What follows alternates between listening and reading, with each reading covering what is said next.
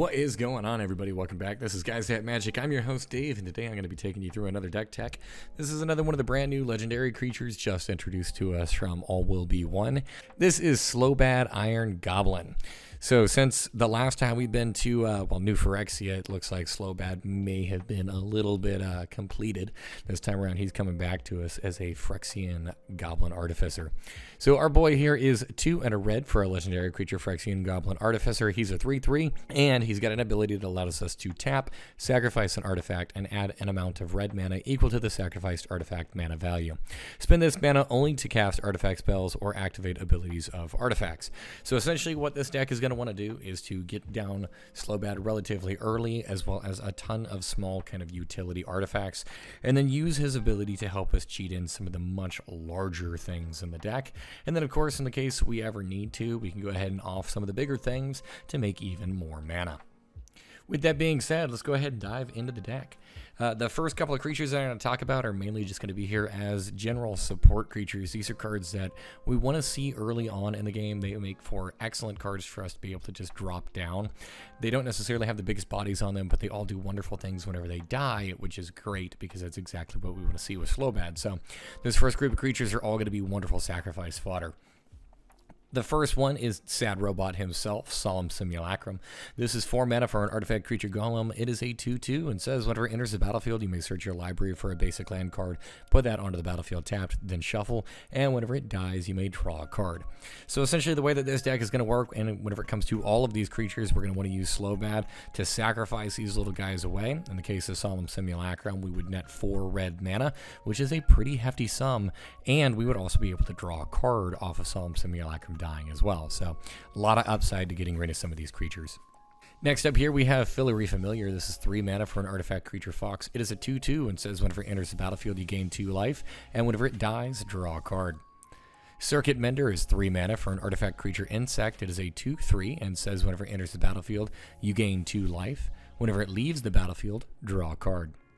We have several other creatures in this list as well that are also wonderful for sacrifice targets. They don't necessarily do the same kind of stuff where they're drawing you cards though, but they still provide some additional utility. The first one here is Mirror Retriever. This is 2 mana for a 1/1 artifact creature mirror.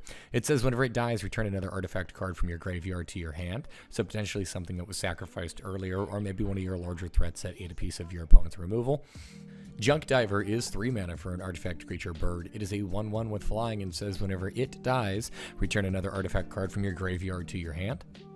Workshop Assistant is 3 mana for a 1/2 artifact creature construct. It says whenever it dies, return another target artifact card from your graveyard to your hand. And Scrap Trawler works in with this recursion package a bit as well. It's 3 mana for a 3/2 artifact creature construct. It says whenever it or another artifact you control is put in the graveyard from the battlefield, return to your hand target artifact card in your graveyard with lesser mana value. So important to note, you can always sacrifice Scrap Trawler for that recursion ability, but you actually don't need to. This might be a creature that you want to sit around on the battlefield and just kind of get some additional value from. As far as general utility in this deck, we do have a couple of creatures that are going to help us out here. The first one is Shimmer Mirror. This is 3 mana for an artifact creature mirror. It is a 2/2 with flash and says you may cast artifact spells as though they had flash. Similarly, we do have Liberator Urza's Battlethopter in this list. This is 3 mana for a legendary artifact creature Thopter. It's a 1/2 with flash and fly, and it says that you may cast colorless spells and artifact spells as though they had flash.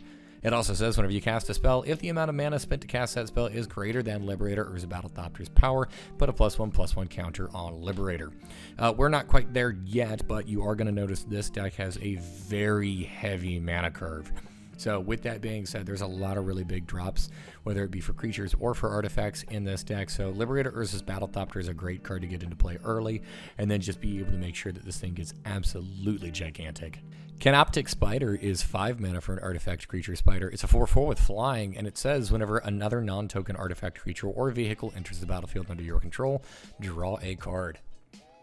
Sandstone Oracle is 7 mana for an artifact creature Sphinx. It's a 4/4 with flying and says whenever it enters the battlefield, choose an opponent. If the player has more cards in hand than you, draw cards equal to the difference. So if you only happen to have 2 cards in hand and your opponent has a full grip of 7, you'll draw 5 cards on the ETB. Combustible Gear Hulk is 4 and 2 red for a total of 6 mana. It's an artifact creature construct. It is a 6/6 with first strike. It also says whenever it enters the battlefield, target opponent may have you draw 3 cards. If the player doesn't, you mill 3 cards, then Combustible Gear Hulk will deal damage to the player equal to the total mana value of those cards. It is not impossible for you to just like absolutely deck somebody for 15 plus damage off of a Combustible Gear Hulk. So chances are they're probably going to want you to just get the card draw, which is still fantastic for you.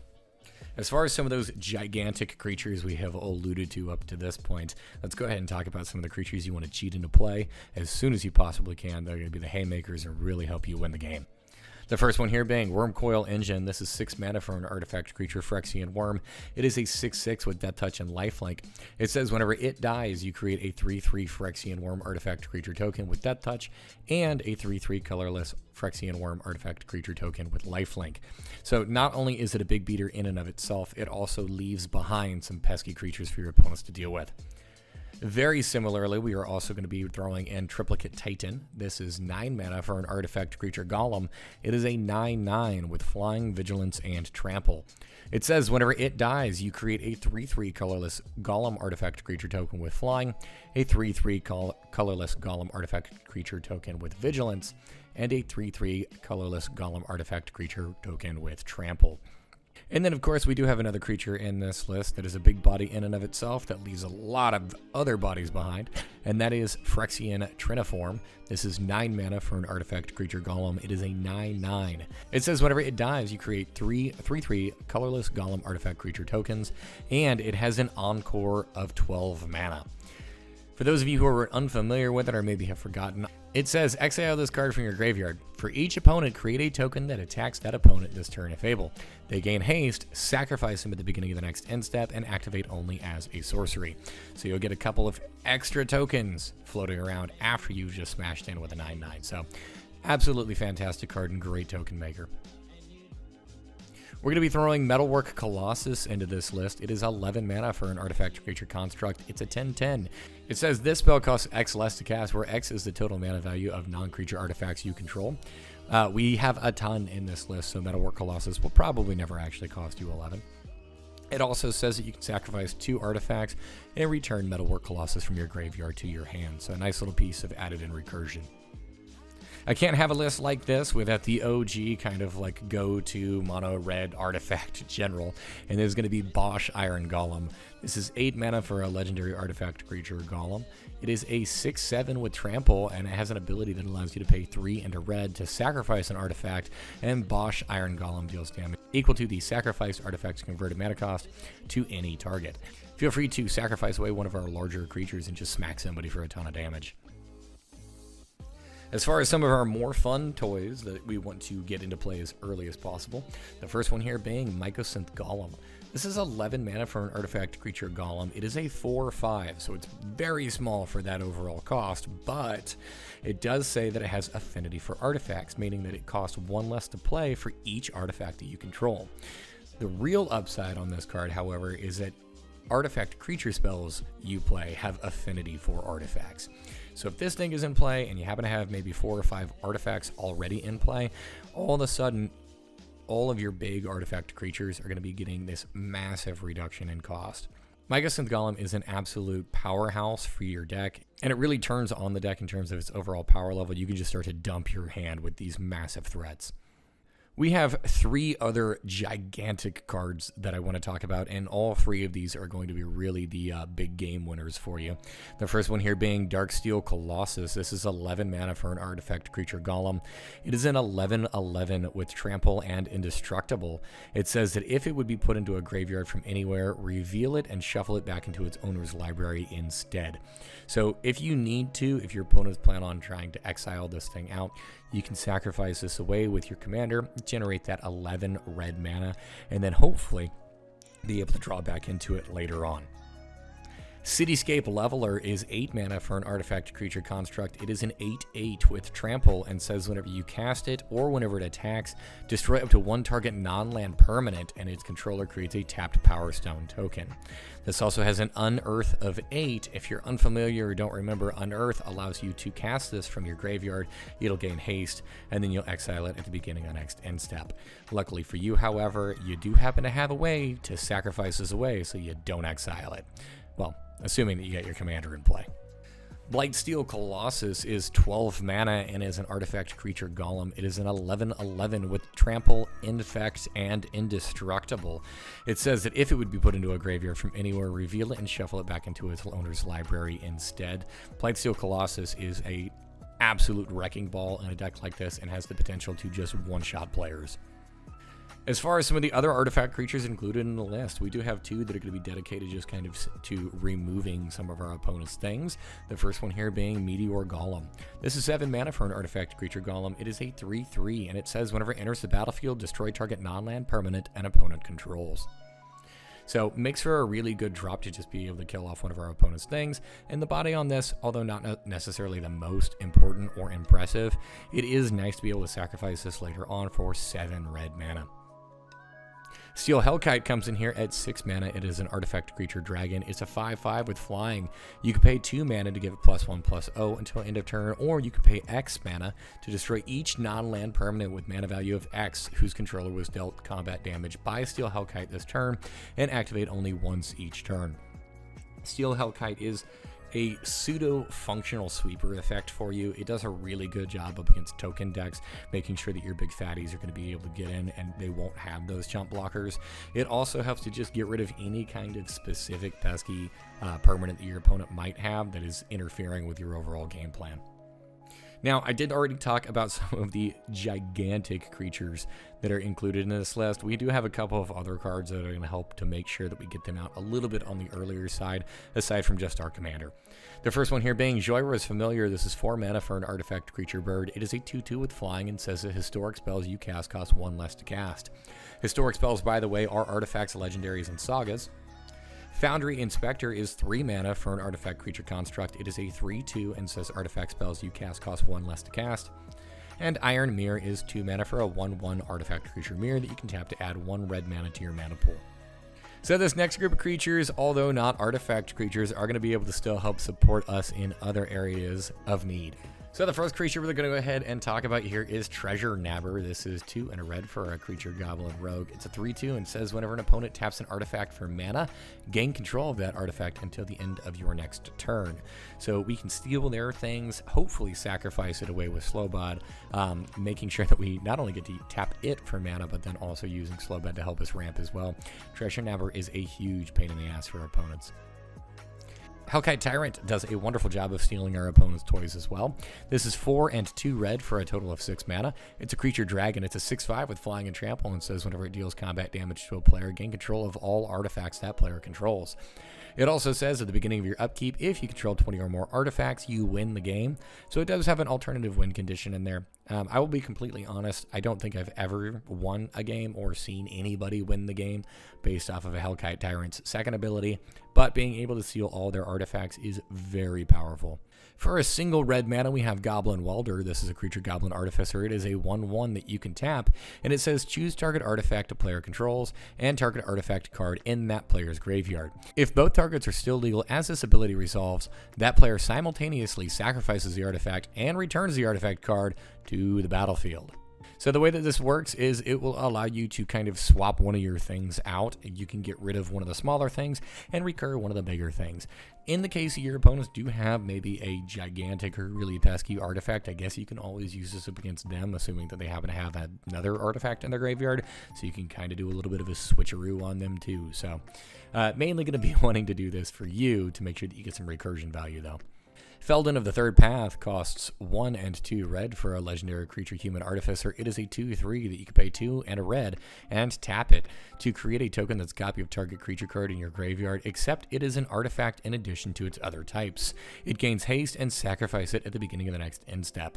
So a little bit of recursion there. You are just going to be making a token of whatever it is that you're targeting, so you're not actually getting the card back into play, but at least you are going to be able to get all those nice little abilities. And since we have so many massive creatures here, chances are you're probably going to be able to get away with at least swinging in with something.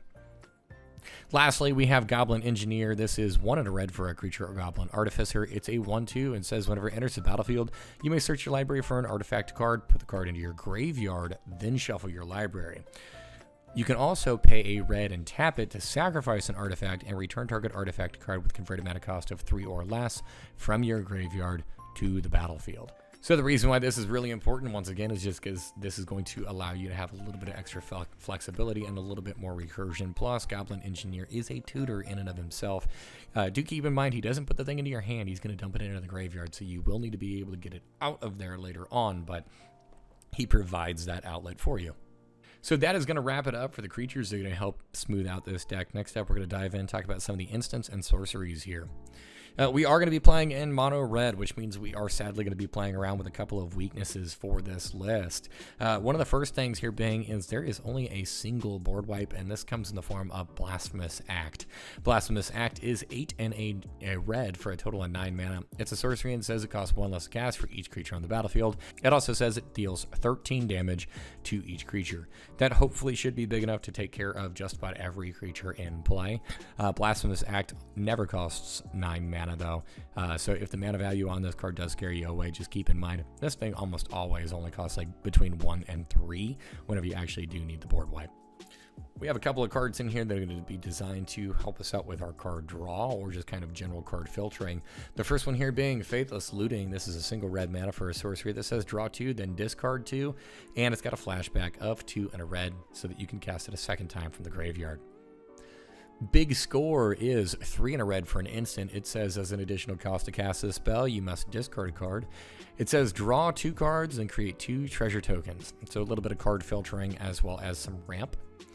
Unexpected Windfall is 2 and 2 red for a total of 4 mana for an instant. It says as an additional cost to cast this spell, discard a card and draw 2 cards and create 2 treasure tokens. So basically the exact same effect we have on Big Score, just a different mana value.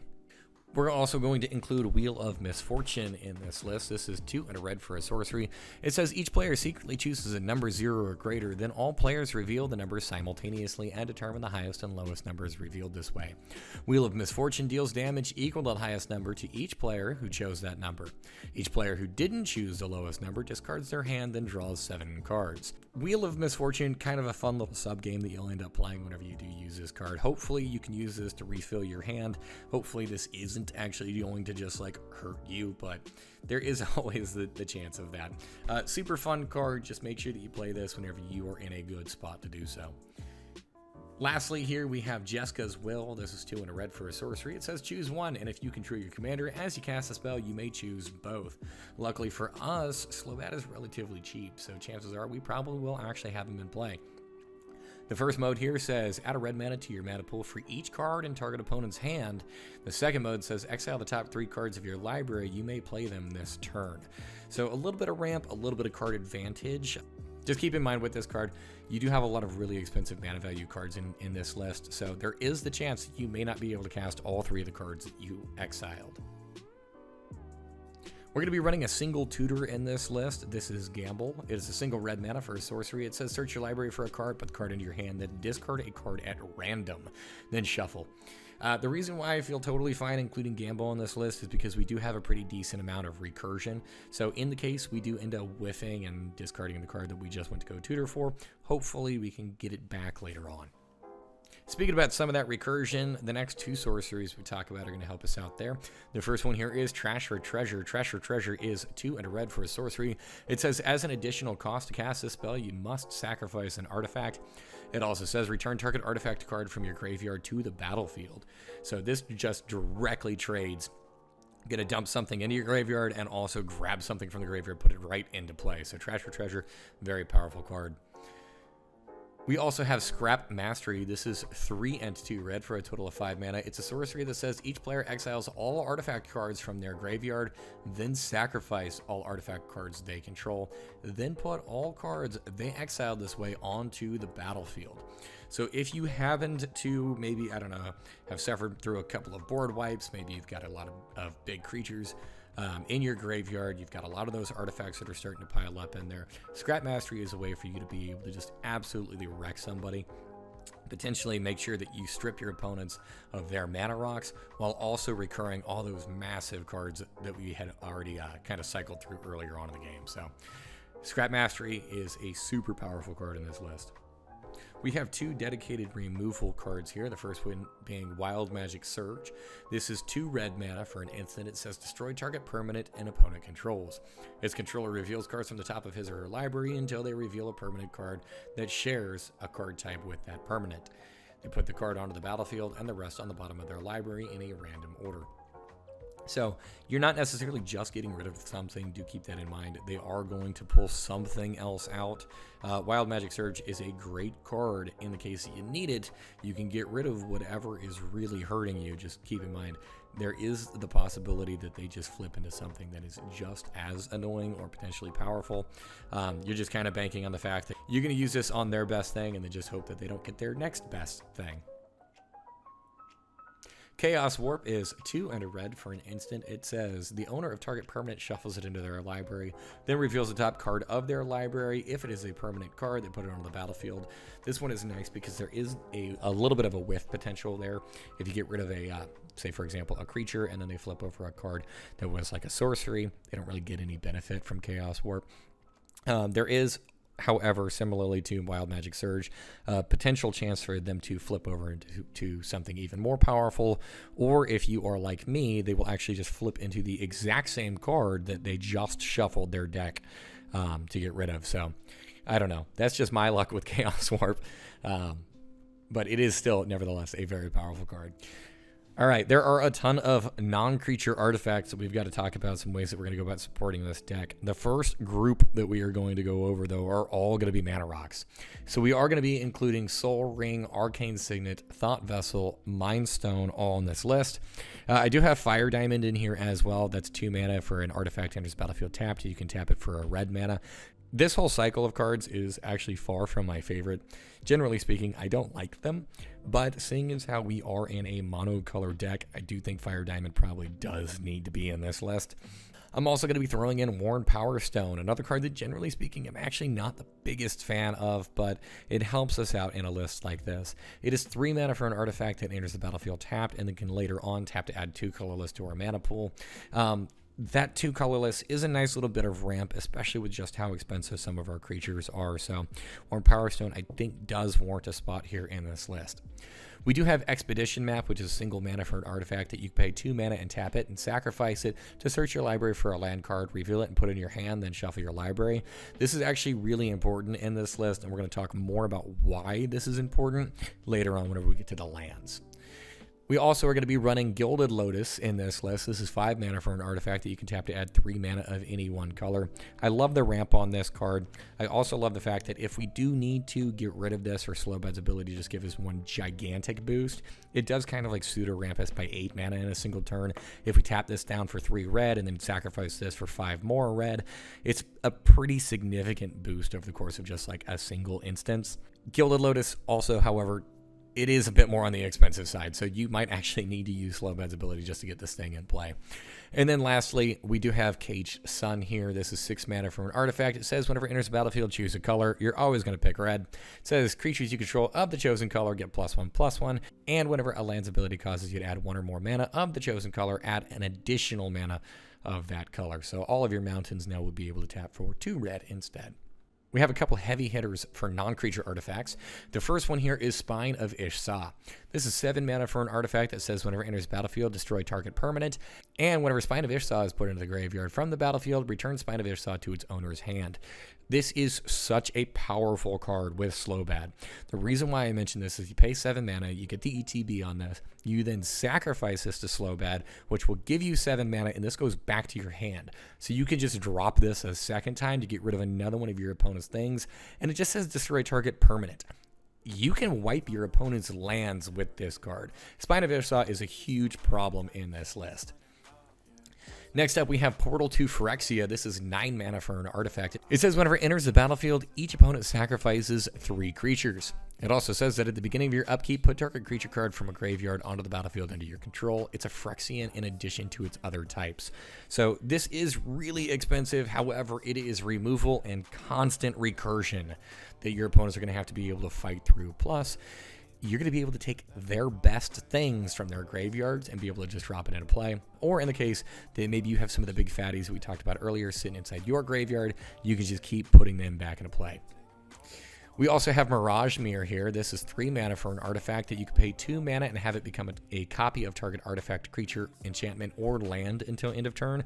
I love the flexibility on a card like this. And Mirage Mirror basically is just going to become a copy of whatever your best thing is. So anything that you have that maybe has a really powerful combat trigger, or maybe just a big body in and of itself, Mirage Mirror is going to be able to make sure that you get 2 of them instead of just 1. We have Thran Temporal Gateway. This is 4 mana for a legendary artifact that you can pay for and tap to put a historic permanent card from your hand on the battlefield. Keep in mind, historic permanents are legendaries, artifacts, and sagas. So the vast majority of this deck is just going to be able to be dumped directly into play for 4 mana with this ability. Planar Bridge is 6 mana for a legendary artifact that we can pay 8 mana, tap it, and search our library for a permanent card, put it onto the battlefield, then shuffle. This is a repeatable tutor that we can use over and over and over again to just drop threats directly into play. Planar Bridge is a huge, huge card for this deck. So Planar Bridge, really powerful effect that allows us to kind of make sure that we're always getting the best possible thing from our deck and then just dropping it right into play.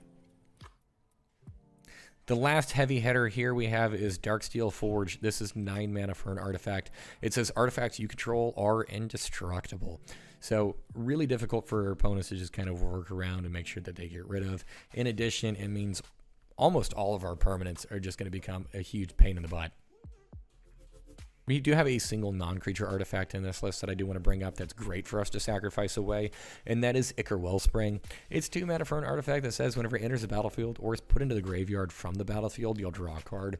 So using Slobad with this, it's 2 mana that'll net you 2 mana and draw you 2 cards. So pretty powerful there. We are also going to be including Soul Guide Lantern in this list. It is a single mana for an artifact that says whenever it enters the battlefield, exile target card from a graveyard. You can tap it and sacrifice it to exile each opponent's graveyard, or you can pay 1, tap it, and sacrifice it to draw a card. I did want at least 1 piece of graveyard hate or graveyard removal in this list. And seeing how this is another artifact that we could potentially use, don't think we're going to be ramping using this with Slobad's ability, but still provides at least a little bit of extra flexibility. So I did want to include this card in here as well. So this list is only going to include 1 enchantment, and that is Underworld Breach. This is 1 in a red for an enchantment that says each non-land card in your graveyard has escape. The escape cost is equal to the card's mana cost, plus exile 3 other cards from your graveyard. And then it says at the beginning of the end step, sacrifice Underworld Breach. So this is an effect that you're only going to be able to use over 1 single turn, but I did want to make sure we had a little bit of extra recursion in there, specifically because, I mean, we're going to be dumping a lot of cards into our graveyard, plus our opponents play Magic too, and they probably want to be blowing up our stuff. We do have 3 Planeswalkers included in this list as well. The first one being Ugin the Ineffable. This is 6 mana for a legendary Planeswalker, Ugin. He comes in with 4 loyalty, and it says colorless spells you cast cost 2 less to cast. It's got a +1 that says exile the top card of your library face down and look at it. You create a 2/2 colorless spirit creature token, and whenever the token leaves the battlefield, put the exiled card into your hand. So a nice little way for you to not only make your stuff cheaper, but he kind of works as like pseudo card advantage, because whenever those tokens do end up dying, you'll be able to get those cards. He does also have a -3 as well that says destroy target permanent that's 1 or more colors. So a wonderful little removal ability there as well. Chandra, Torch of Defiance, is 2 and 2 red for a legendary Planeswalker, Chandra. She comes in with 4 loyalty. She's got a +1 that says exile the top card of your library. You may cast that card, and if you don't, Chandra Torch of Defiance deals 2 damage to each opponent. She's got an additional +1 where you can add 2 red to your mana pool.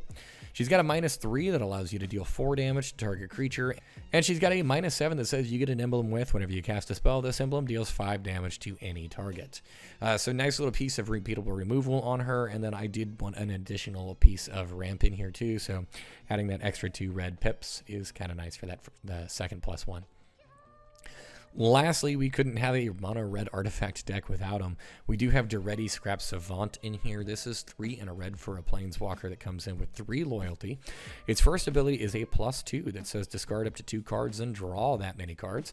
He's got a -2 that says sacrifice an artifact. If you do, return target artifact card from your graveyard to the battlefield. And he's got a -10 that says you get an emblem with whenever an artifact is put into your graveyard from the battlefield, return that card to the battlefield at the beginning of the next end step. So very powerful, allows us to filter through our deck, allows us to pump up things for our graveyard, has built-in recursion, and then in the case we are ever able to get to the point where we can ultimate Duretti, that ultimate is just so backbreaking in terms of a value engine, especially in a deck like this where we can sacrifice away our artifacts to add even more mana to our mana pool. Now diving into our mana base for this deck, the first card we're going to talk about here is War Room. This is a land that you can tap for a colorless, or you can pay 3, tap it, and pay life equal to the number of colors in your commander's color identity to draw a card, so just 1. We also have the Great Furnace here. This is an artifact land that can tap for a red. Ghost Quarter is a land that you can tap for a colorless, or you can tap it, sacrifice it, destroy target land. Its controller may search their library for a basic land card, put it on the battlefield, then shuffle their library. Ghost Quarter is just kind of a nice little card to include in a deck like this. Make sure that you get a little bit of land destruction in there in the case your opponents are playing with anything really powerful. Darksteel Citadel is an artifact land that has indestructible that you can tap for 1 colorless mana. Buried Ruin is a land that you can tap for a colorless mana, or you can pay 2, tap it, and sacrifice it, return target artifact card from your graveyard to your hand. And the card that I wanted to kind of cycle back with Expedition Map, the card that we talked about earlier, is Valakut, the Molten Pinnacle. So this is a land that says that it enters the battlefield tapped. It also says whenever a mountain enters the battlefield under your control, if you control at least 5 other mountains, you may have Valakut, the Molten Pinnacle, deal 3 damage to target creature or player, and you can tap this for a red mana. As far as the rest of this mana base goes, we are including 30 basic mountains. So with this being a monocolor red deck, we're really trying not to dive too heavy into other utility lands or other lands just in general. And so I did see an opportunity for us to play around with Valakut. And because Valakut works so incredibly well with mountains, I figured, you know what, we'll just go ahead and throw another 30 into the deck and call it a day. All in all, though, I do think that this deck is quite a bit of fun. If you like playing with really big, expensive, smashy creatures, Slobad is 100% a deck for you.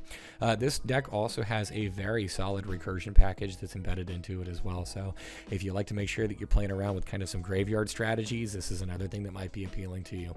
If you do not like playing decks that really rely on a commander, this might not actually be a build for you. And the reason why I say that is because most of the creatures in this list happen to cost like 1 million mana.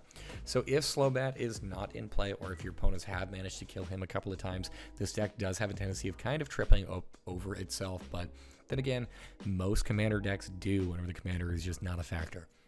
All in all, this list does come out to $337, and I would probably clock this thing in terms of power level at about a 5 or a 6. If you are curious and would like to check out our Moxfield link, we're going to go ahead and throw that down into the description of this video. And then, as always, we'd love to hear your feedback. If you would have liked to have built this deck a little bit differently or included some other cards in this list, go ahead and let me know in the comment section down below. If there is maybe a card or two that I did not mention in here, go ahead, put a reason as to why it is you would have preferred to include that card instead of maybe one of the other ones that made this list. And if you haven't done so already, please make sure that you like and subscribe to this video, as well as follow us on our other social media platforms, such as Instagram and TikTok. Until next time, this has been Guys at Magic. Peace.